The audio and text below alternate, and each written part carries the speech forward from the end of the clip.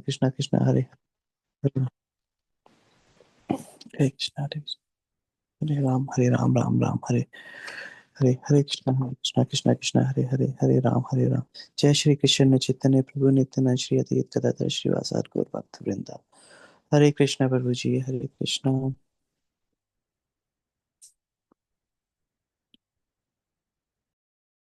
Hare Krishna. Thank you, Ritesh Prabhu. Very well to all the devotees for leading the chanting.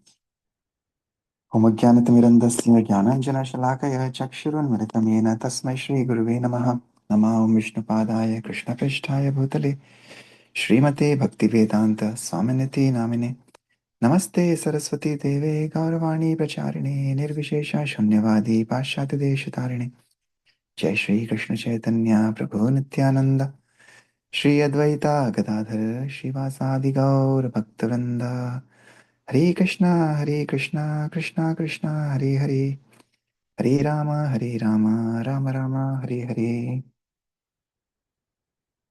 Hare Krishna. Okay, I posted the link in the chat. So this week or last week, celebrating the appearance of Shri Nrsimhadev, we sang the Dashavatara Stotram by Jayadeva Goswami. So we glorified all the different avatars of the Lord, including Nrsimhadev. Ram Bhagwan came in April. So now we'll glorify his wonderful devotee, Shri Prahlad Maharaj, and the instructions that he gave in this beautiful prayer called Bhajahu Remana by Shri Govindas Kaviraj. So the link is in the chat. Let me also share the screen here.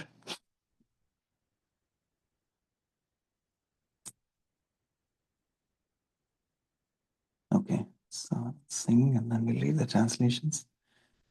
Bhajahu Remana Shri Nandanandana Abhaya Charana Ravindare Bhajahu Remana Shri Nandanandana Abhaya Charana Ravindare Durlabha Manava Janama Satsange Durlabha Manava Janama Satsange Tarahu ye Bhava Sindhure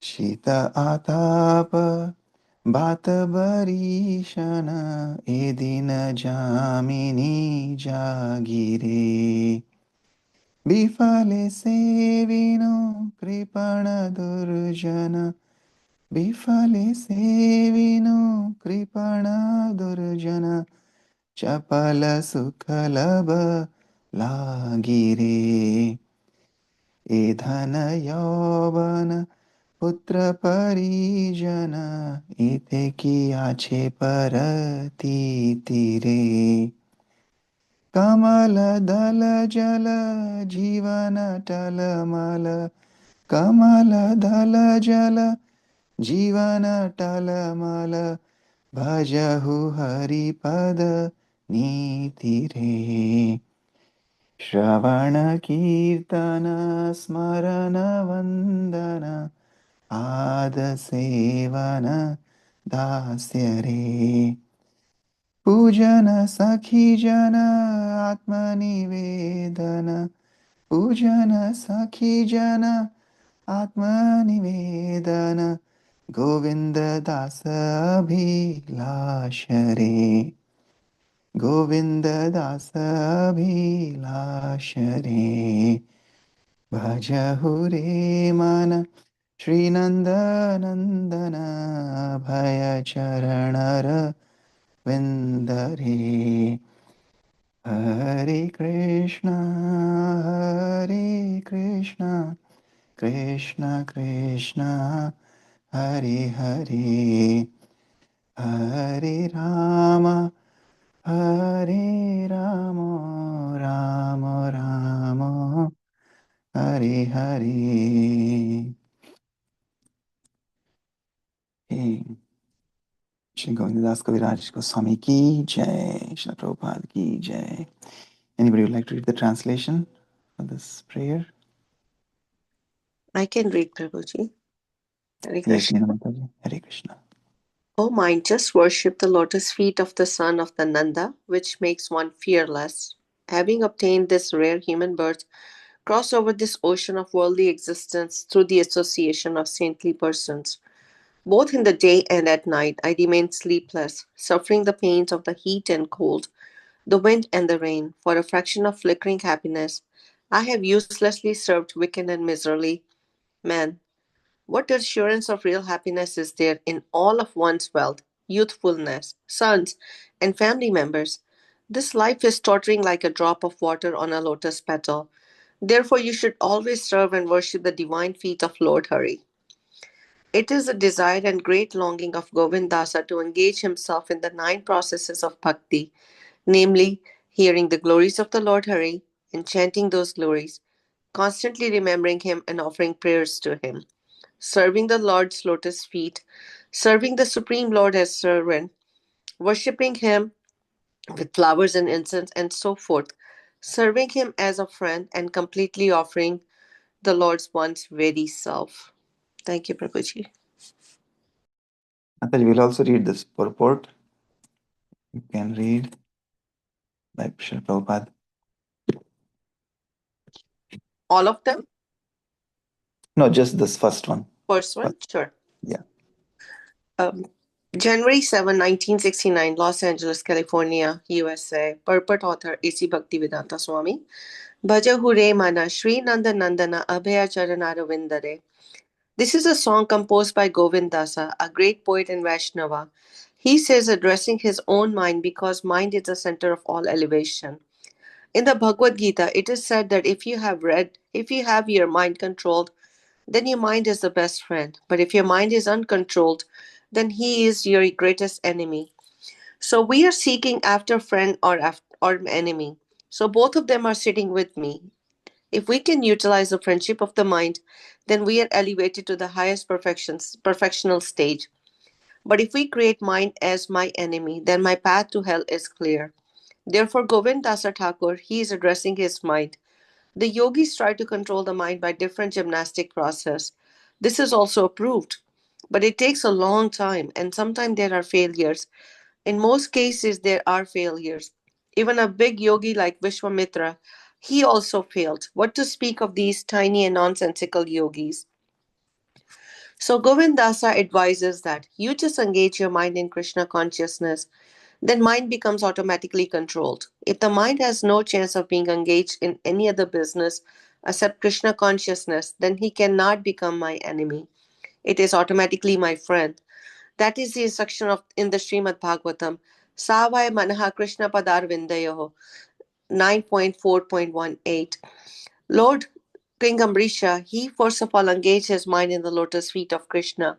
So similarly here also Govindasa Thakur, he is asking his mind, my dear mind, you just engage yourself in the lotus feet of Abhyacharna Arvinda. Abhyacharna Arvinda, that is the name of the lotus feet of Krishna. Abhya means fearless. If you take shelter of the lotus feet of Krishna, then you immediately become fearless. So he advises, my dear mind, you just engage yourself on the service of the lotus feet of Govinda. Bhajahu Re Mana Sri Nandanandana. He does not say Govinda. He addresses Krishna as the son of Nanda Maharaj. Because the lotus feet is the fearless, and you have no more any fear from the attack of Maya. Oh, I have got to enjoy so many things. How can I fix up my mind on the lotus feet of Krishna? Then Govinda Dasa advises, no, no, Durlabha Manava Janama. You don't waste your life in that way. This human form of life is very rare. Out of many, many thousands and millions of births, you have got this opportunity. Durlabha Manava Janama Satsange. Therefore, don't go anywhere. You just associate with pure devotees.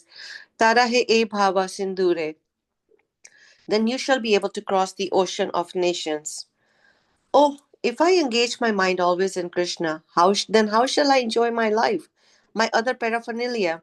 So Govindasa says, E dhana yovana.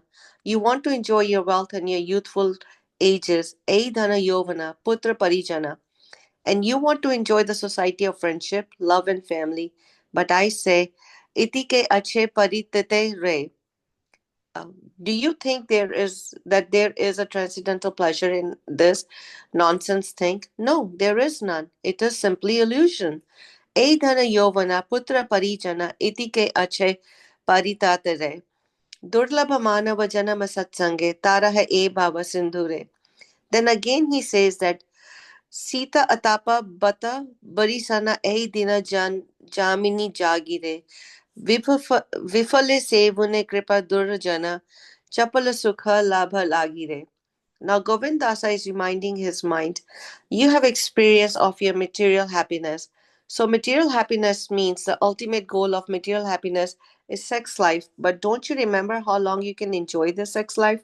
Chapala, flickering. Say for a few minutes or moment, that's all. But for that purpose, you're working so hard. Sita atapa. Don't care for snowfall. Don't care for scorching heat. Don't care for torrents of rain. Don't care for keeping night duty. Whole day and night you are working. And what is the result? Simply for that flickering momentous enjoyment. Are you not ashamed of this? So Sita atapa bata barisana. Eidina jamini jagire. Dina means day, Jamini means night. So day and night you're working so hard. Why? Chapala sukha labha lagire. Simply for that flickering happiness? Then he says, Eidhana yovana putra parijana ite ki achi parititire. There is no happiness actually, eternal happiness, transcendental happiness in enjoying this life or this youthful age or family society. There is no happiness, no transcendental happiness. Therefore, Kamala Dala Jala, Jivana Talamala. And you do not know how long you shall enjoy this life because it is tottering. You are on the tottering platform. Just like there is a water on the lily leaf, it is tilting. At any moment, it will fall down. So our life is tilting. At any moment, it may collapse. We may meet by chance any danger and finish. And so don't waste life in that way. Bhajav Hari Pada Nitire. Be always engaged in Krishna consciousness. That is the success of your life. And how to discharge this Krishna consciousness? He advises Shravana Kirtana Smarna Vandana Pada Sevana Dasyare. You can adopt out of the 9 ways of devotional service any one. If you can adopt all of them, that's very nice. If not, you can adopt 8 of them. You can adopt 7 of them, 6 of them, 5 of them, 4 of them. But even if you adopt only one of them, your life will be successful. What are those 9 methods? Shravana Kirtanama, hearing from authoritative source and chanting. Shravana Kirtanama Smarnama, memorizing. Vandanam, prayers. Shravan Kirtanam, Smarnam, Vandanam, Padasevanam, offering service to his lotus feet as eternal servant. Pujana Sakhijana, or just try to love Krishna as your friend. Atma Nivedana, or give up everything for Krishna. That is the way of devotional service. And Govindasa is aspiring after that Krishna consciousness business. Thank you, Prabhu. Thank you so much for reading that wonderful purport. Almost like Srila Prabhupada has come in front of us and he's giving us this advice. But yes, this is wonderful prayer by Srila Govindas Kaviraj. It is teaching us to become fearless, how to control our mind, and of course the favorite or the famous instruction by Sri Prahlad Maharaj of the 9 Navada Bhakti, 9 process of devotional service. So just as Prahlad Maharaj was fearless, and one thing his father Hiranyakashipu understood, right after giving him so many torrents of all these difficulties and atrocities that he inflicted upon him, he realized one thing for sure, that here is a child who is completely dedicated to his God. Right? He is epitome of always remembering Krishna and never forgetting Krishna. So no matter what hardships he had to go through, he always remembered his Vishnu. So similarly, we are seeing how Srila Prabhupada, as like Prahlad Maharaj, he is also always remembering Krishna and never forgetting Krishna. Just as many of us may actually get many people we see around us also, that when actually troubles come and hardships come, then they turn away from God. said, "What kind of God is this? That I'm trying to dedicate myself to Him, but I'm being put through so many problems." But actually, pure devotees of the Lord teach us that when you get problems in life, then you actually take even more deeper shelter of the Lord, and that is what Srila Prabhupada and Prahlad Maharaj are teaching us through their examples. So we'll continue from Srila Prabhupada Leelamrit. Yesterday we read in Hindi. Prabhupada, like we saw here, all the difficulties are coming, but Prabhupada is continuing on his mission. He's trying to protect his little child-like ISKCON society, which he called the other day as the kindergarten of spiritual life. Right? So he started this small fledgling movement, and yesterday he was, like the last week we saw, he was teaching his young disciples who were coming there in terms of cooking prasadam and worship and doing kirtan. And now yesterday he was also doing himself like the tilak, Vaishnav tilak, and offering the bhoga.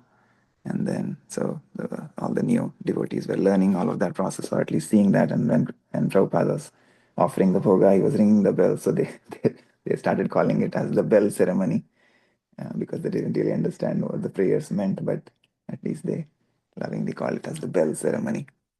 And then, of course, Prabhupada was also starting to teach them about japa, stuff more than kirtan, also doing japa, but not many people were liking it yet, right? Because most of the people who are musicians from musical background, they're interested in kirtan, but not japa so much.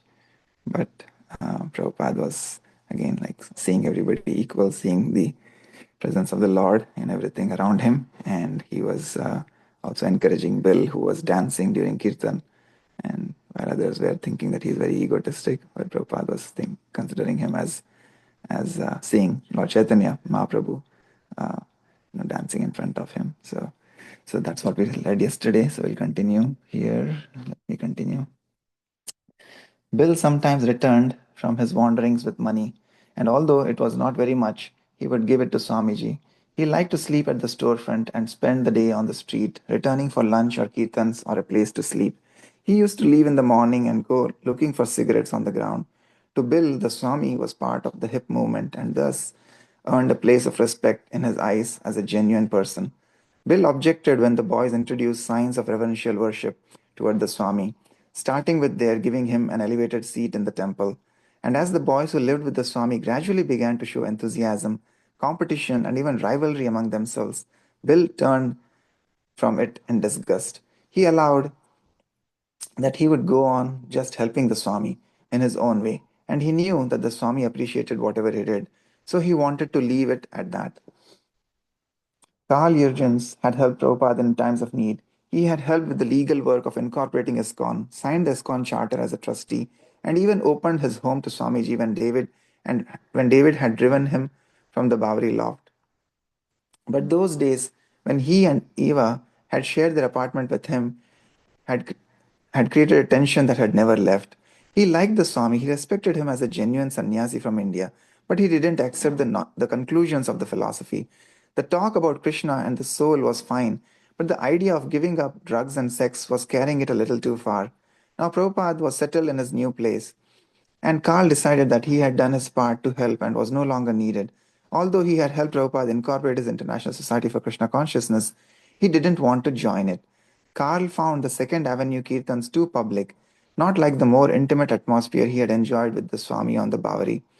Now the audiences were larger, and there was an element of wild letting loose that they had never had on the Bowery. Like some of the other old associates, Carl felt sheepish and reluctant to join in. In comparison to Second Avenue Street scene, the old meetings in the fourth floor Bowery loft had seemed more mystical, like secluded meditations. Carol Baker also preferred a more sedate kirtana. She thought people were trying to take out their personal frustrations by the wild singing and dancing. The few times she did attend evening kirtans on Second Avenue were tense moments. One time a group of teenagers had come into the storefront mocking and shouting, "Hey, what the hell is this?" She kept thinking that at any moment a rock was going to come crashing through the big window. And anyway, her boyfriend wasn't interested. James Green felt embarrassed. He saw that most of the new men were making a serious commitment to the Swami, whereas he could not. He had no bad feeling toward the Swami and his new movement, but he preferred to live alone. Robert Nelson, Prabhupada's old uptown friend, never deviated in his good feelings for Prabhupada, but he always went along in his own natural way and never adopted any serious disciplines.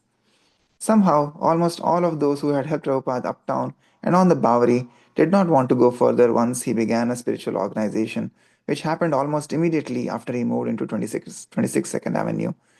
New people were coming forward to assist him, and Carl, James, Carol, and others like them felt that they were being replaced and that their obligation toward the Swami was ending. It was a kind of changing of the guard. Although the members of the old guard were still his well wishers, they began to drift away. Bruce Scharf had just graduated from New York University and was applying for a job. One day, an ex roommate told him about the Swami he had visited down on 2nd Avenue.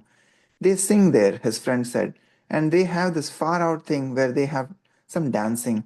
And Allen Ginsberg was there. The Swami was difficult to understand, his friend explained. And besides that, his followers recorded his talks on a tape recorder. Why should he have a big tape recorder? That's not very spiritual. But Bruce became interested. He was already a devotee of Indian culture. 4 years ago, when he was barely 20, Bruce had worked during the summer as a steward aboard an American freighter and gone to India, where he had visited temples, bought pictures of Shiva and Ganesha, and books on Gandhi, and felt as if he were part of the culture. When he returned to New York University, he read more about India and wrote a paper on Gandhi for his history course. He would eat in Indian restaurants and attend Indian films and music recitals, and he was reading the Bhagavad Gita. He had even given up eating meat. He had plans of returning to India, taking some advanced college courses, and then coming back to America to teach Eastern religions. But in the meantime, he was experimenting with LSD. Chuck Barnett was 18 years old. His divorced mother had recently moved to Greenwich Village, where she was studying psychology at NYU. Chuck had moved out of his mother's apartment to one on 12th Street on the Lower East Side, in the neighborhood of Allen Ginsberg and other hip poets and musicians.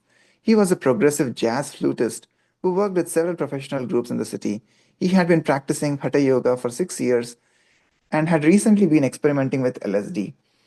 He would have visions of lotuses and concentric circles, but after coming down, he would become more involved than ever in sensuality. A close friend of Chuck's had suddenly gone homosexual that summer, leaving Chuck disgusted and cynical. Someone told Chuck that an Indian Swami was staying downtown on 2nd Avenue, and so he came one day in August to the window of the former Matchless gift store. Steve Guarino, the son of a New York fireman, had grown up in the city and graduated from Brooklyn College in 1961. Influenced by his father, he had gone into the Navy, where he had tolerated 2 years of military routine, always waiting for the day he would be free to join his friends on the Lower East Side. Finally, a few months after the death of President Kennedy, he had been honorably discharged. Without so much as paying a visit to his parents, he had headed straight for the Lower East Side, which by then appeared vividly within his mind to be the most mystical place in the world. He was writing stories and short novels under the literary influence of Franz Kafka and others, and he began to take LSD to search and experiment with consciousness.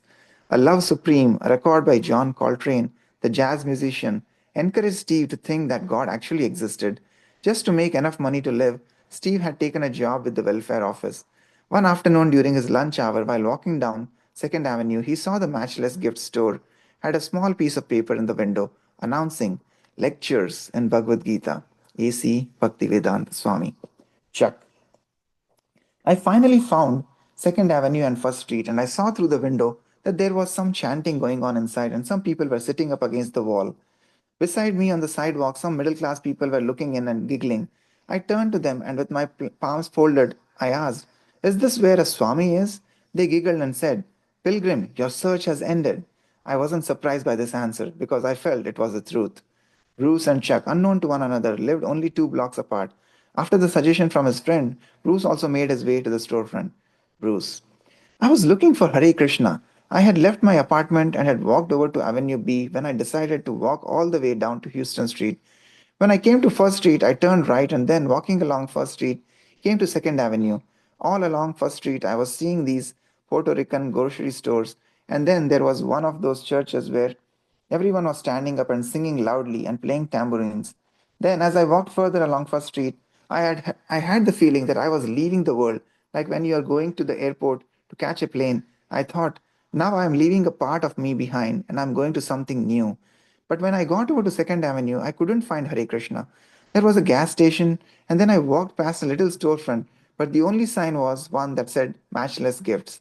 Then I walked back again past the store, and in the window I saw a black and white sign announcing a Bhagavad Gita lecture. I entered the storefront and saw a pile of shoes there. So I took off my shoes and came in and sat down near the back. Steve. I had a feeling that this was a group that was already established and had been meeting for a while.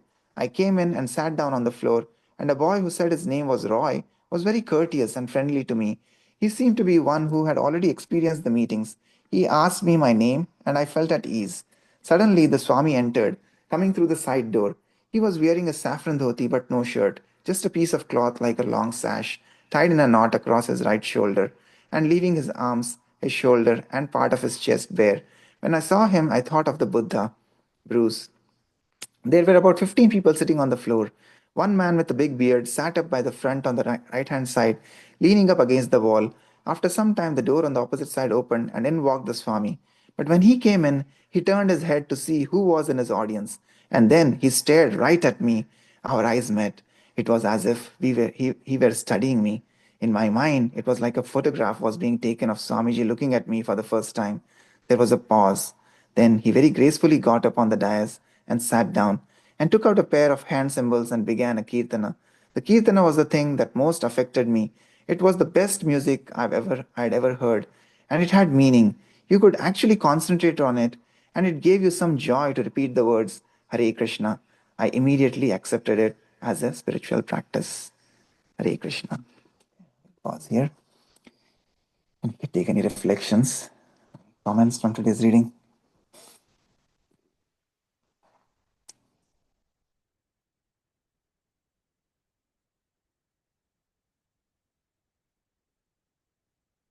Again, so much of correlation with what we sang, the prayers from Srila Govindas Kaviraj, remembering the instructions of Shri Prahlad Maharaj. And yeah, here we see mind. Mind is the one that is playing all the tricks, right? So no matter what stage we are, there will always be tests that the Lord will send our way. And again, it is all to purify ourselves. We see here people who were under the influence of LSD. They were coming, they were chanting, but still they were not able to give up their old habits. Like they say, old habits or habits die hard, right? But if we have determination to follow the path sincerely, then yes, Lord will take tests, and that is for our purification, and we have to pass those tests to be able to move forward. But yeah, many people, like we see here today, we said, they were trying to take association, but then also still under the influence of LSD. So then they were eventually falling down or giving in to their bad habits of sensuality and intoxication.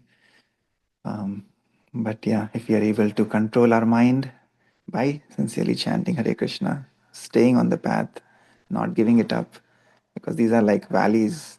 They're like our acharyas say in Sanskrit, they say Kanchan, Kamini, and Kirti. There are three valleys. Kanchan is all the material comforts, all the wealth, all the sensual things, right? So that is the first valley. And again, 99% of the people will just fall down there. And if you cross that valley, then the next valley comes this Kamini, which is about again, that is actually the sensual pleasures, where you enjoy the opposite sex. And again, many people will just fall down there. And there is only hardly one out of millions who will be able to cross those valleys to be able to reach the final valley, and that is Kirti, which is the desire for name, fame, glory, right? Our pride, ego. So again, many of the yogis, they fall down there, but there's only again one in billions, like they say. Mahatma is very durlabha, so he's one who is able to conquer all these valleys and then able to move forward. So yeah, reminded me again of that prayer that yeah, we have to follow the 9 processes of devotional service that Shri Prahlad Maharaj has given us. And even if Even if you're not able to follow the 9, like Prabhupada was saying, even 8, 6, 4, 3, even one process, if you follow sincerely, just chanting or just hearing about the Lord, glories of the Lord, you'll be able to make progress and we'll be able to cross over these valleys. Yes. Any other thoughts, comments?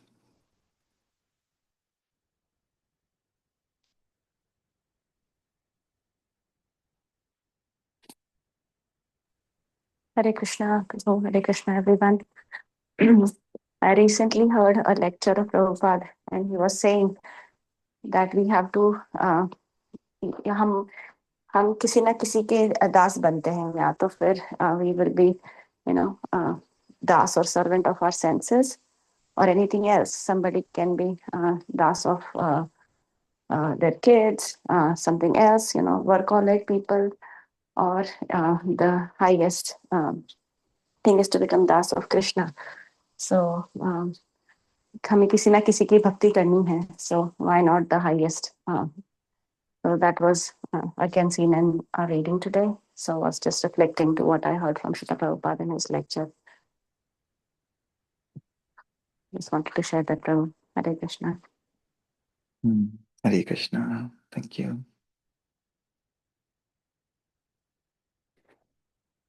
Yes. Anybody else? Hare Krishna, Prabhu. Dandavat Pranam. Jai Srila Prabhupada. Jai Srila Prabhupada. Yes, Mataji. I was also thinking, who gets the seed of devotion? Bhakti Lata बीज हम किसको मिलती है, किसको नहीं मिलती है.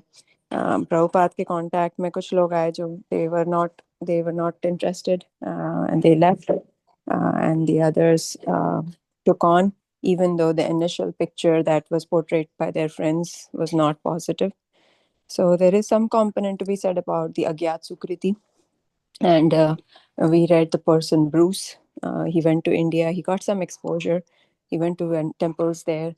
Maybe he collected some Agyat Sukriti this lifetime and some previous lifetimes. And he was one who would in future, I think this is the person who becomes a Brahmananda Prabhu. So will accept it readily. Whereas the others came in contact with Prabhupada and collected their Agyat Sukriti and will probably take it up in other lifetimes. So just was thinking, just a thought, I don't know, I might be wrong. Yeah. Yeah, no, that is very true, Mataji. Yeah, it is again, there is a complex network of our karma and also collective karma, and yeah, you know what, where we have come from, only the Lord knows, right? So yeah, like Meenakshi Muni was saying, so that's why taking shelter of the Supreme Lord is the most important thing. But yes, as Krishna declares, even one step that we take towards spiritual journey never goes to waste, right? So that, like you said, the Agyatsukriti that they have gained now, wherever even if they fall down, they will continue from where they left off. It is not like our ABC or our PhDs that we acquire in this world. We have to start back from ABC in the next birth. But if we have chanted 100 names of the Lord, 1 million names of the Lord, the next life we continue from 101 or 1,000,001. So that is the only eternal thing that remains with us. So yeah, even though they may have come in contact, and again, this is kind of also shows that same Leela of the Lord, right? That it is not that everybody will be able to continue. There will be tests and trials that will come along the way, and some people may fall down, some people may wane away, but there will be only very limited people, Bahunam Janmanam Ante Jnanavan Ma Prapadyate, right? So there is, after many lifetimes, one gets that Bhakti Lata Bij, and the title of this chapter is also planting the seed. So Prabhupada is planting the Bhakti Lata Bij in the hearts of these young devotees. So, but it requires careful nourishment. So that is why association is important. So they have to keep coming and stay in the association. If you try to keep 1 feet here and 1 feet there, then you're not surrendered, or you're in no man's land, right? But you have to completely surrender to the lotus feet of the acharyas. Then we'll be able to make progress. Yeah. Thank you, Mataji. Okay. Anybody else? If not, I think it's 6:35, so then we'll pause here for today and we'll continue tomorrow. Thank you so much for your association.